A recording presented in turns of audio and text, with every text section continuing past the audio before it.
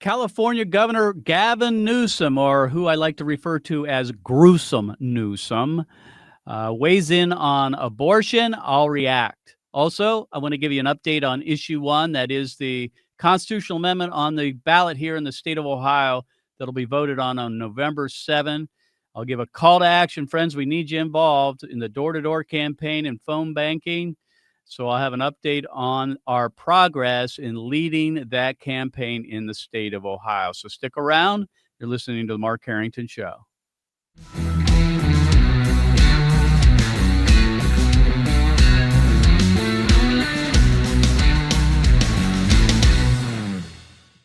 Activist Radio, the Mark Harrington Show is brought to you by Created Equal.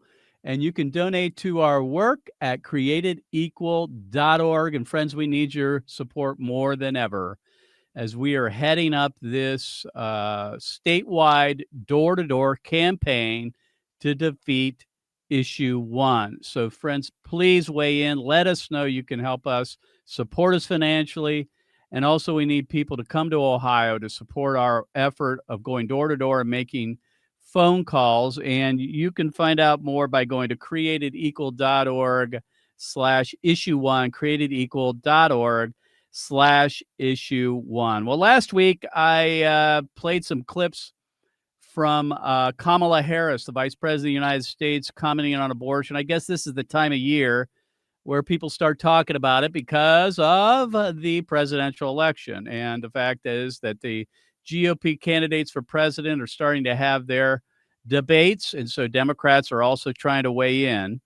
And Gavin Newsom, you know, he loves the spotlight. He wants to get in on it as well. So he was interviewed on CNN, and he gave his perspective, or non-perspective really, on abortion. So we want to get into that. I like to call him Gruesome Newsom, because Gavin Newsom basically agrees that thinks that abortion should be legal up to the very moment of birth. He talks about viability, but he really doesn't believe that there should be any limits, that the government should stay out of it altogether. And you're going to see that in the clips that we play today. I also like to call him Brill Cream. This is a guy. Look at this dude's hair. I mean, it's perfect. It's always perfect. Reminds me of Bill Clinton. You know, Slick Willie, we called him.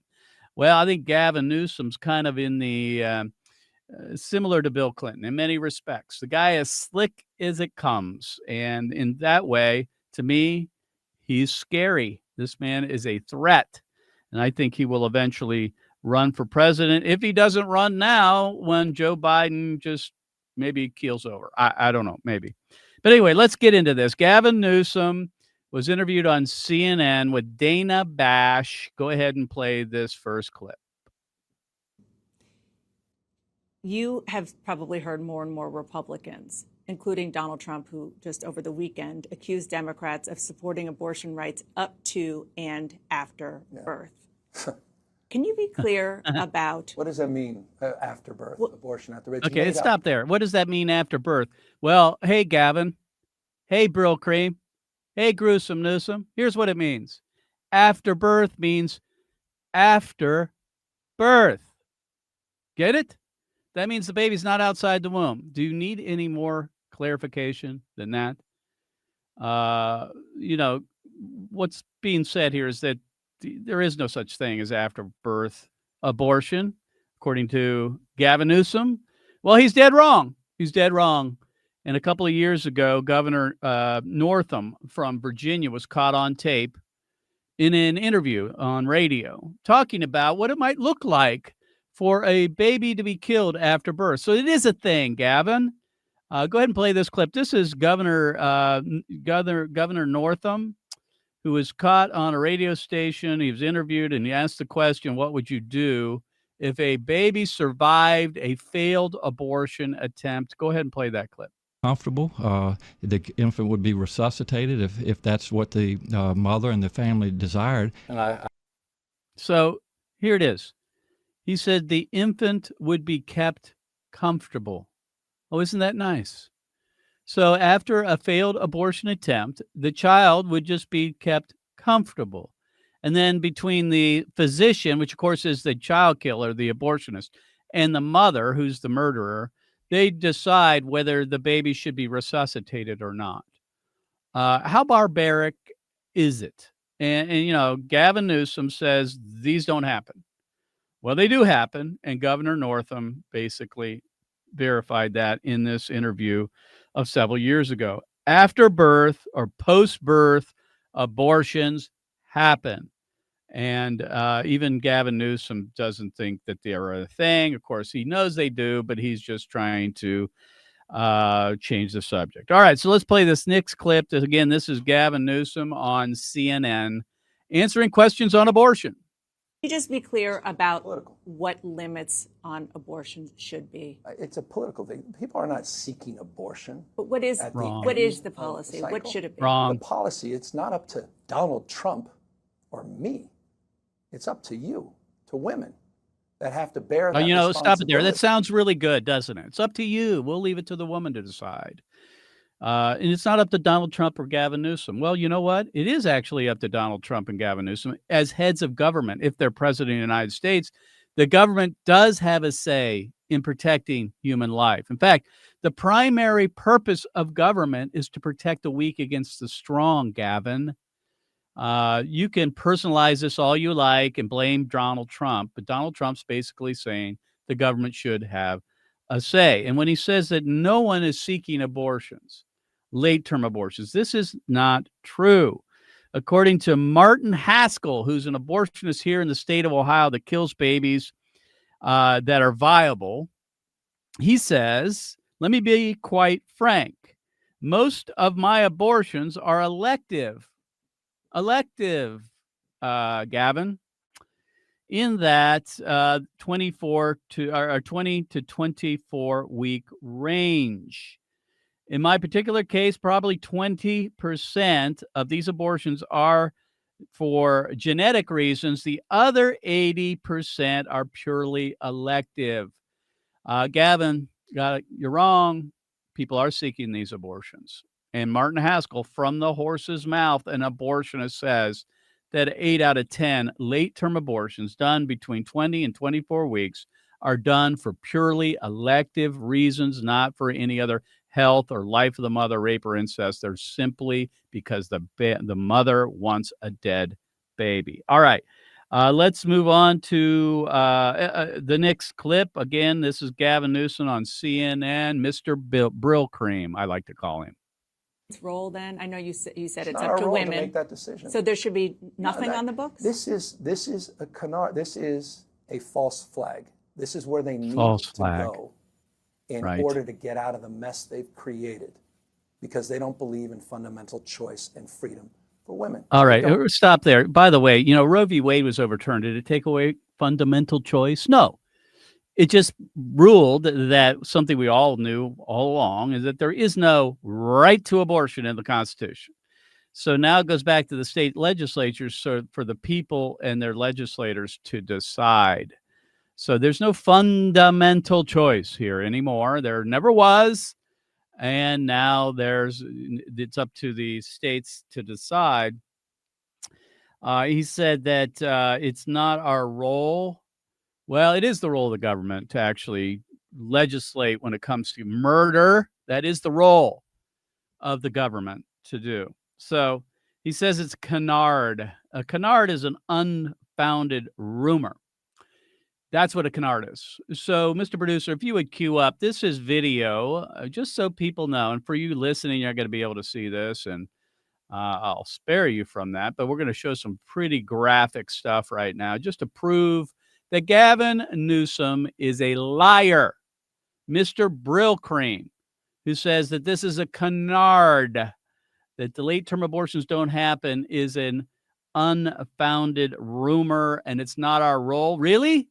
Look at these photos. These were images taken of 5 late-term abortion victims from the sidewalk. Actually, they were retrieved from a medical waste company from the sidewalk near the clinic, operated by late-term abortionist Cesare Santangelo. 5 aborted children that were retrieved and filmed by Live Action. These are not fake. These are not dolls. These are real human beings in the third trimester of pregnancy. This happens routinely in this District of Columbia, New Mexico, Illinois, New York, all the blue states, the deep blue states. These are happening regularly. If you don't believe me, let me read to you the statistics on late-term abortion.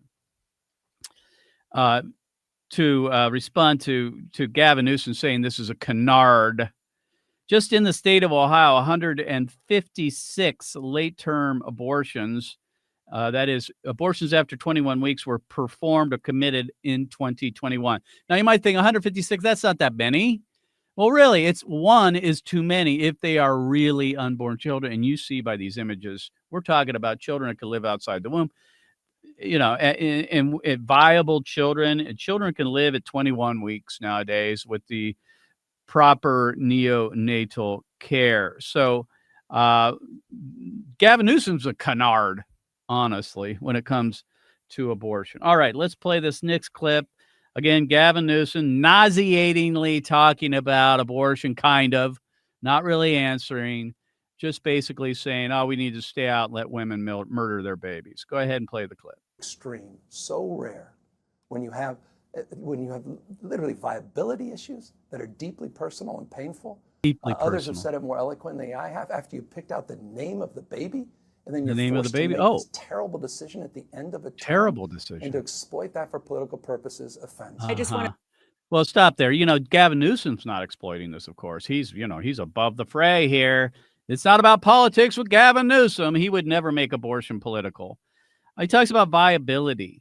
Okay, let's talk about that. Warren Hearn recently was quoted in the Atlantic magazine basically saying that viability is up to the woman. And let me read the actual quote if I can find it here. Warren Hearn said that viability is really up to the mother and the abortionist to decide. In other words, it has nothing to do with science. It has nothing to do with whether the baby can actually survive outside the womb. That's what it used to mean. It's up to the courts, as he says in this interview, to decide what viability is. Well, I got news for you.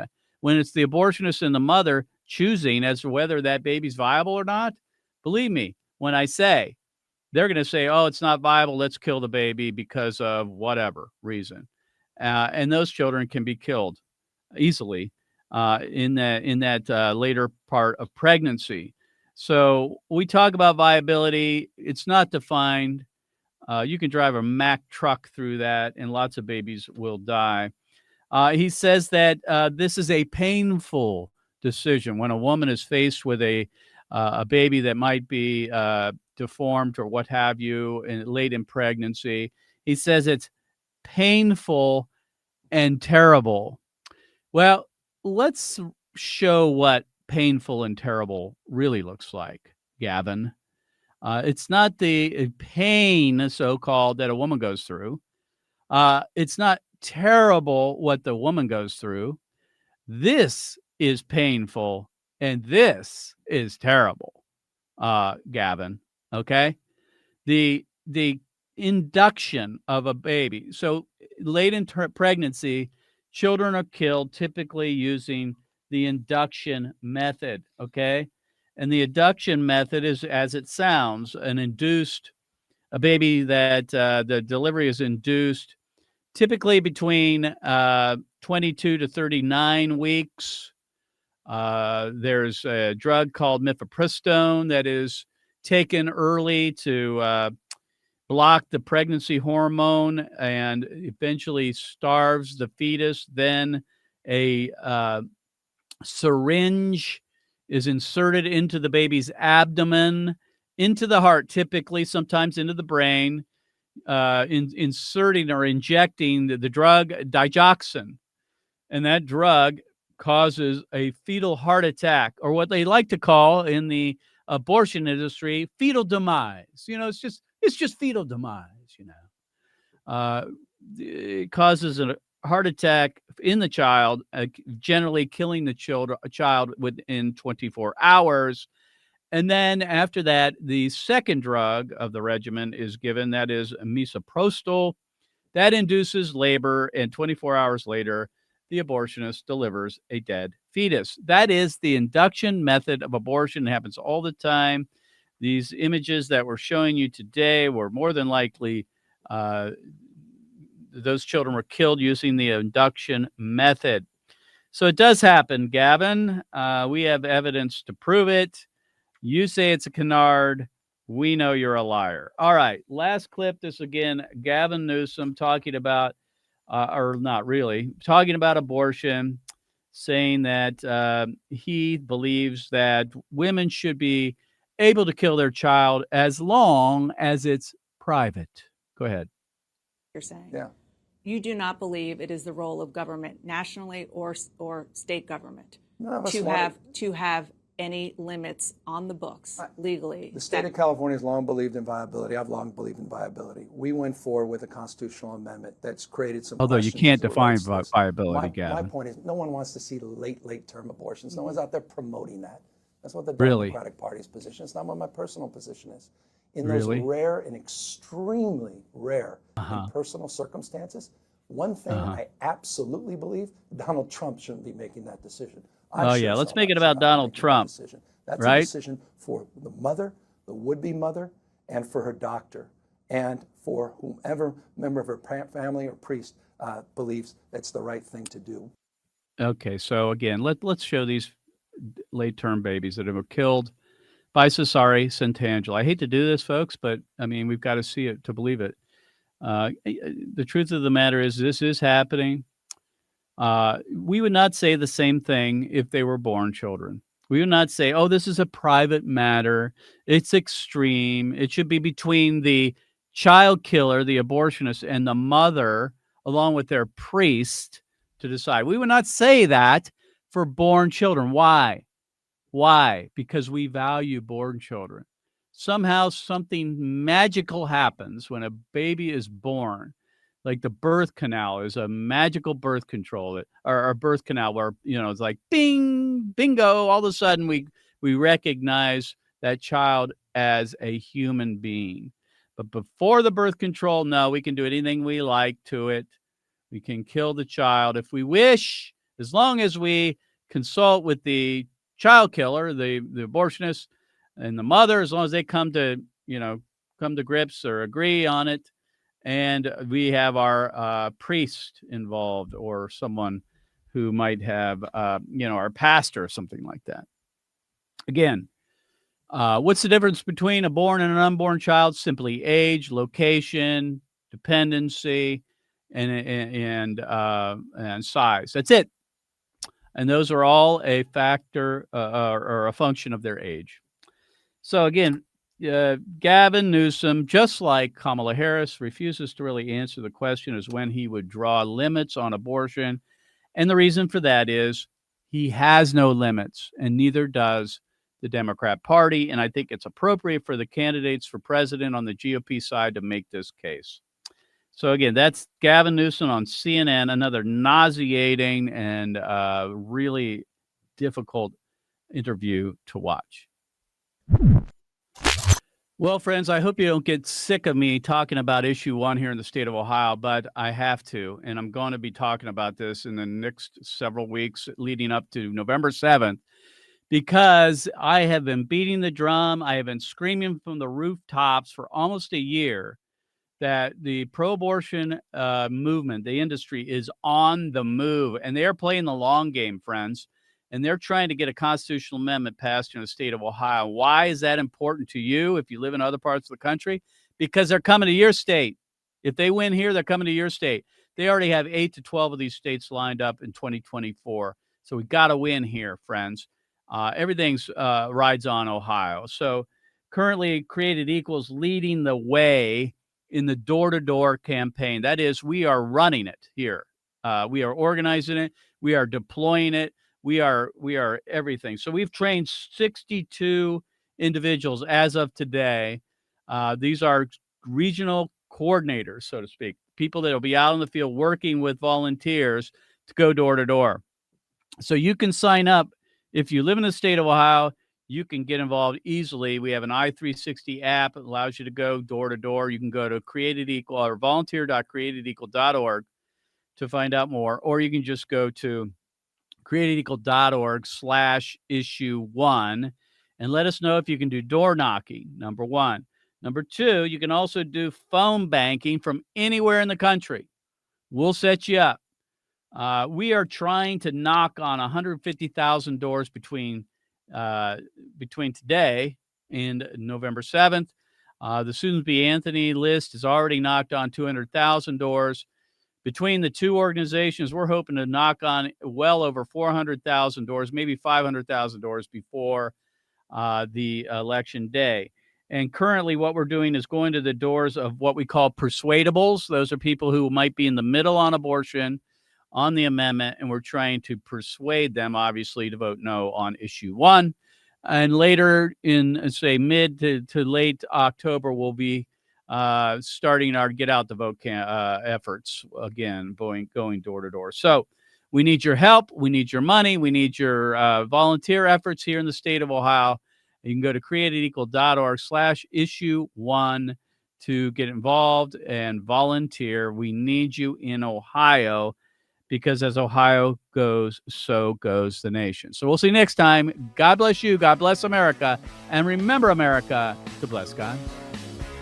You've been listening to Mark Harrington, your radio activist. For more information on how to make a difference for the cause of life, liberty, and justice, go to createdequal.org. To follow Mark, go to markharringtonshow.com. Be sure to tune in next time for your marching orders in the culture war.